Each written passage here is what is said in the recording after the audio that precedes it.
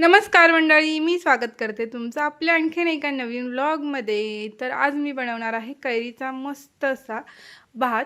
तर त्यासाठी इथं मी मस्त अशी झाडाची कैरी तोडून आणलेली आहे। त्याची पूर्ण आपल्याला साल काढून घ्यायची आहेत या पद्धतीने। त्यानंतर ही पूर्ण कैरी आपल्याला खिसून घ्यायची आहे। मी तर फक्त एकच कैरी वापरते।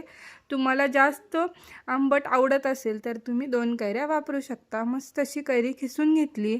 त्यानंतर गॅस चालू केलाय, पॅन ठेवला, त्याच्यावरती मस्त 2 ते 3 चमचे तेल टाकलं। याच्यामध्ये मस्त असे शेंगदाणे आपल्याला क्रिस्पी होईपर्यंत परतवून घ्यायचेत। त्यानंतर याच्यामध्ये मी उडदाची डाळ घालतीये, याच्यामुळे खूप छान फ्लेवर येतो। तुम्हाला आवडत असेल तर याच्यामध्ये फुटाण्याची डाळ देखील तुम्ही ॲड करू शकता। त्यानंतर मी याच्यामध्ये कढीपत्ता टाकलाय।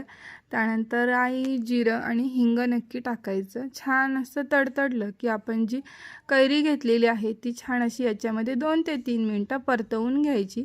त्यानंतर याच्यामध्ये मी थोडीशी चिमूटभर हळद टाकतीये आणि मग हवी असेल तर याच्यामध्ये साखर देखील ॲड करू शकता। आणि भातामध्ये ऑलरेडी मीठ घालून शिजवलेलं आहे, त्याच्यामुळे मी मीठ काय ॲड करत नाही आहे। आणि जर तुम्हाला हवं असेल तर याच्यामध्ये थोडासा गरम मसाला देखील ॲड करू शकता। मस्त असं परतवून घ्यायचा आणि वरून मस्त अशी कोथिंबीर पेरायची। मस्त असा आपला कैरी भात रेडी होतो। तुम्ही देखील एकदा नक्की ट्राय करून बघा।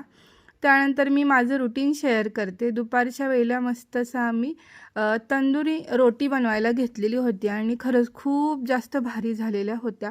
जशा आपण बाहेर हॉटेलमध्ये खातो त्याच पद्धतीच्या, बघू शकता, बघूनच समजते। छान अशा फुलत देखील होत्या त्या। मस्त अशी भेंडी फ्राय बनवलेली होती आणि त्यासोबत रोट्या मुलांना सगळ्यात आधी दिल्या आणि मुलांनी देखील आवडीने वेगळं काहीतरी केलं की खातातच। मस्त असं मुलांनी देखील जेवण केलं। त्यानंतर इव्हनिंगच्या वेळेला सगळ्या भाज्या आणलेल्या होत्या। म्हटलं आणल्यात तोपर्यंत फ्रेश आहेत, निवडून घेऊयात, म्हणून मी आणि ताई बसलेलो होतो आणि सोबत नीलला देखील घेऊन बसलेले होते वाचन करायला। तर चला, असा होता आपला आजचा व्लॉग। भेटूयात पुढच्या व्लॉगमध्ये। बाय।